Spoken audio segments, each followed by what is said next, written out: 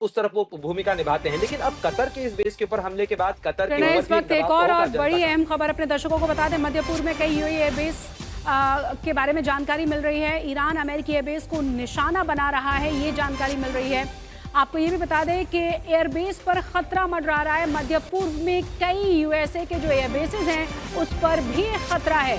तो अभी तो और ज्यादा चिंता की बात है। मतलब अगर ये उम्मीद की जाए सुमित या प्रणय, अगर ये उम्मीद की जाए कि ये 6 मिसाइल से हमला कर दिया गया यहाँ पर और कतर इसके बाद ईरान शांत बैठ गया, ऐसा नहीं है। जानकारी है कि कई और एयरबेस हैं जिस पर खतरा मंडरा रहा है। नहीं, लेकिन इसके साथ हम शशि जी के प्रश्न में प्रणय जोड़ देते हैं।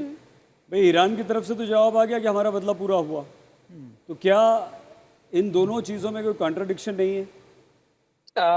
देखिए, अभी इन बयानों को थोड़ा और फ़िल्टर हो जाने के लिए देखना, हमें इंतज़ार करना होगा। लेकिन ये बात सही है, ईरान जो है, वो भी एक क्लोज़र चाहता है। ईरान की तरफ से जो बयान आया है, उसमें कहा गया है कि हमने उतनी ही मिसाइलें दागी, जितनी कि अमेरिका की तरफ से ईरान के ऊपर दागी गई थी। यानी करीब जो 6 मिसाइलें, जो 6 बम न्यूक्लियर फ़ैसिलिटीज़ के ऊपर गिराए गए, लगभग उसी तरीके से उतना ही बारूद या उतनी ही जो मिसाइलें हैं, वो दागी गईं कतर के इस अल उदैद बेस के ऊपर। ये ईरान की तरफ से कहा जा रहा है। जैसा अभी वहाँ पर मीटिंग चल रही है, डोनाल्ड ट्रंप इस मीटिंग के अंदर क्या असेसमेंट करते हैं, वो इसको क्या यहाँ से यू टर्न लेना चाहेंगे, क्या यहाँ से वो रुकना चाहेंगे? चीजें बहुत कॉम्प्लिकेट हो गई हैं ईरान के इस एक्शन के बाद से। इस चीज से इनकार नहीं किया जा जी। सकता, क्योंकि ये लड़ाई जो है वो अब केवल ईरान इजराइल के बीच की नहीं है। इसमें बयानों में भी अमेरिका और ईरान सामने नहीं है, बल्कि कतर भी है। साथ ही कुवैत के अंदर अलर्ट की खबर आ रही है, यूएई के अंदर चिंता है, बहरीन के अंदर जो है वो लगातार अलर्ट जारी किया गया है। हालांकि ईरान की तरफ से अभी न तो बहरीन पर किसी तरीके का कोई अटैक किया गया है, न कुवैत के ऊपर कोई वार किया गया है। इराक को लेकर रिपोर्ट्स जरूर आई हैं सामने कि इराक के अंदर जो अमेरिकी बेस है उसे टारगेट किया गया है, लेकिन वो भी अभी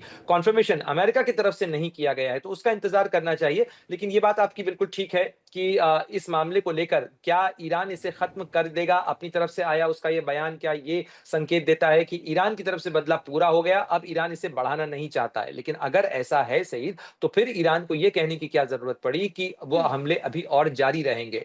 क्योंकि इसमें कॉन्ट्रडिक्शन है अभी बहुत सारे।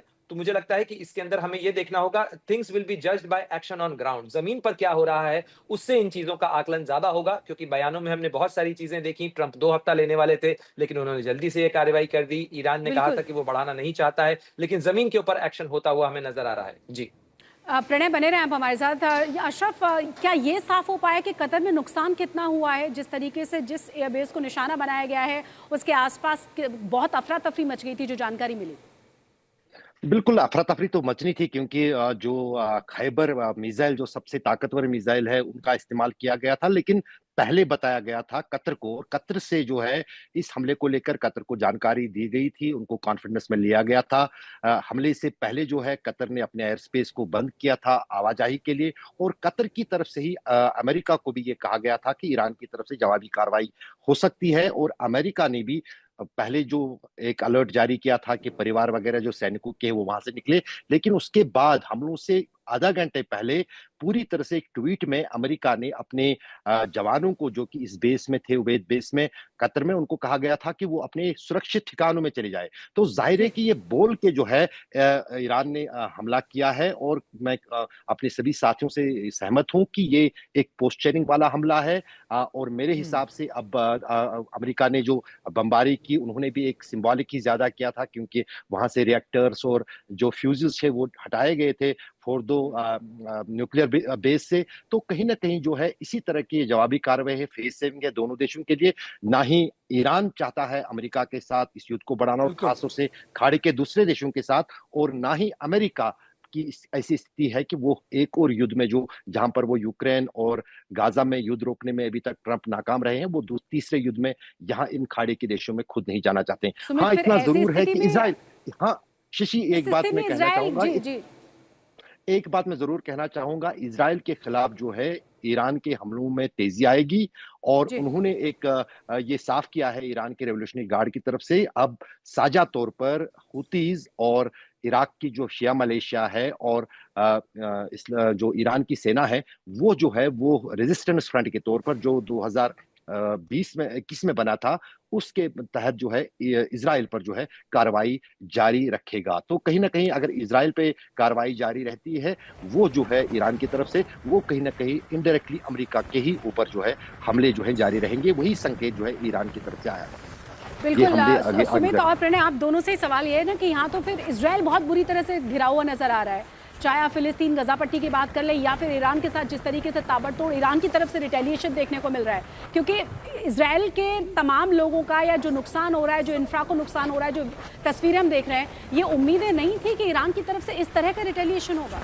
देखिए, एक बात मैं आपको बताऊं, क्योंकि इजराइल ऐसा नहीं है कि पहली बार ऐसी सिचुएशन का सामना करना हो। कई दशकों से इजराइल ये जानता है कि वो चारों तरफ से दुश्मनों से घिरा हुआ है। अगर आप देखें, ना सिर्फ अभी ऐसे मौके पर जब वो लगातार हमास के खिलाफ एक फ्रंट खुला हुआ है, हिजबुल्लाह के खिलाफ एक फ्रंट खुला हुआ है, लगातार हूतियों की तरफ से अटैक हो रहा है, वहाँ सीरिया में ऑपरेशन चल रहे हैं, और दूसरी तरफ ईरान की तरफ से अगर अटैक इनिशिएट किया जा रहा है या ईरान की तरफ अटैक किया जा रहा है, इजराइल ये जानता है कि उसके सर्वाइवल के लिए, उसके लिए बहुत जरूरी है कि वो हमेशा अलर्ट रहे, वो हमेशा वॉर लाइक सिचुएशन में बना रहे। और ये शायद इजराइल के हर नागरिक को पता है जो इस समय इजराइल में रहता है। अब इंपॉर्टेंट क्या है कि अमेरिका के आ जाने के बाद इजराइल को ये सुकून जरूर मिला कि देखिए, उसको जिस ऑब्जेक्टिव के साथ ईरान में उतरा था, वो ऑब्जेक्टिव लगभग पूरा हो चुका है। यानी तस्वीरें हम आपको दिखा रहे हैं, देखिए आज तक पर हम तस्वीरें दिखा रहे हैं कि किस तरीके से अफरा तफरी का माहौल था जब ईरान की तरफ से हमला किया गया, एक के बाद एक 6 मिसाइलें दागी गई, तो किस तरह से वहां जबरदस्त तरीके से चारों तरफ आपको लोग भागते हुए नजर आएंगे।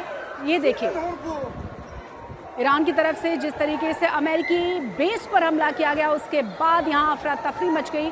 2 तस्वीरें आपके सामने, एक्सक्लूसिव तस्वीरें हम आपको दिखा रहे हैं। देखिए किस तरीके से एक के बाद एक मिसाइलें दागी गई और वहाँ किस तरीके से अफरा तफरी का माहौल है, लोग एक दूसरे तरफ भागते दौड़ते हुए नजर आए, चीखते चिल्लाते हुए नजर आए हैं। देखिए, हम आपको तस्वीरें भी दिखा रहे हैं और आपको बता रहे हैं कि कैसे ईरान के इस अटैक ने पूरे मिडिल ईस्ट के अंदर एक तरीके से आप कह सकते हैं कि हड़कंप मचा दिया, अलर्टनेस पर है। सारे अमेरिकी बेसिस को अलर्ट कर दिया गया मिडिल ईस्ट में, चाहे वो आप कह सकते हैं कि सऊदी हो, कतर हो, बहरीन हो, या सीरिया के अंदर बेसिस हो, इराक के अंदर हो, हर जगह पर इस तरीके की अलर्टनेस। और ये तस्वीरें भी ये दिखा रहे हैं कि कैसे समय कतर में पैनिक मच गया जब इस तरीके की मिसाइलें दागी गई, और ईरान की तरफ से ये कहा गया कि हमने ये उसी तरीके की उतनी ही क्वांटिटी में हमने मिसाइल दागी थी जिस तरीके की जितनी क्वांटिटी में मिसाइलें हमारे 3 बेसिस पर अमेरिका की तरफ से दागी गई। यानी एक सिंबॉलिक भी है कि हमने भी अब रिटेलिएशन किया है, हमने भी अमेरिका के सबसे बड़े बेस जो मिडिल ईस्ट में है उस पर अटैक कर ये जवाब दिया है अमेरिका को भी और इजराइल को भी, और हमने बदला पूरा किया है जिस तरह से ईरान की तरफ से बयान दिया गया है। लेकिन 2 तस्वीरें जो ये दिखाती है कि किस तरीके से यहाँ ज़बरदस्त अफरा तफरी का माहौल है, लोग चीखते चिल्लाते हुए भागते हुए नजर आ रहे हैं। दूसरी तस्वीर हम आपको दिखा रहे हैं किस तरीके से एक के बाद एक मिसाइल दागी गई हैं, और आपको ये भी बता दें कि खतरनाक बैलिस्टिक मिसाइलों का इस्तेमाल किया गया ईरान की तरफ से, और ये जो बेस है अमेरिका का उसको निशाना बनाया गया है। ये 3 तस्वीरें देखिए किस तरीके से बाहर का माहौल था, किस तरीके से हर तरफ सिर्फ और सिर्फ लोग चीखते हुए आपको नजर आएंगे।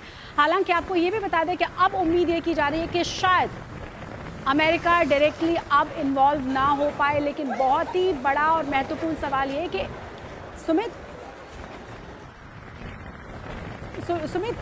एक तो इन तस्वीरों के बारे में कि मतलब तमाम अलर्ट्स के बावजूद ये माहौल वहां देखा गया, लोग चीखते चिल्लाते हुए भागते हुए नजर आ रहे हैं। देखिए, बिल्कुल पैनिक तो होगा ही लोगों में। लोगों को अंदाजा नहीं था कि शायद ईरान इतनी जल्दी अटैक कर देगा, और ये तब हुआ जब ये माना जा रहा था कि अगर रूस में अमेरिका के ईरान के विदेश मंत्री गए हैं तो निश्चित तौर पर शायद रूस मदद करेगा और फिर कुछ बड़ी प्लानिंग करेगा और ईरान उसके बाद बड़े अटैक्स को इनिशिएट करेगा। और ये भी कहा जा रहा था कि शायद ईरान ये बचे कि वो मिडिल ईस्ट के इन देशों में अटैक ना करे, क्योंकि उसको जो समर्थन हासिल था वो एकदम से हट जाएगा। तो सबसे ज्यादा पॉसिबिलिटी इराक के अंदर देखी जा रही थी, जहां पर अमेरिका के आप कह सकते हैं कि एक बेस है, लेकिन उसमें स्ट्रेंथ कम है, लगातार उसमें मलेशिया का बहुत इन्वॉल्वमेंट है इराक के अंदर। तो ऐसे में बहुत इजी होगा ईरान के लिए उन टारगेट्स को अचीव करना, लेकिन एकाएक हर इलाके में अमेरिकी बेसिस पर इस तरीके के अटैक करना यह संकेत था, यह दर्शा रहा था कि ईरान भी एक मैसिव और एक बड़ा मैसेज देना चाहता था। यह मैसेज साफ था अमेरिका को भी, इजराइल को भी, कि हम भी कई फ्रंट पर लड़ सकते हैं। इजराइल में लगातार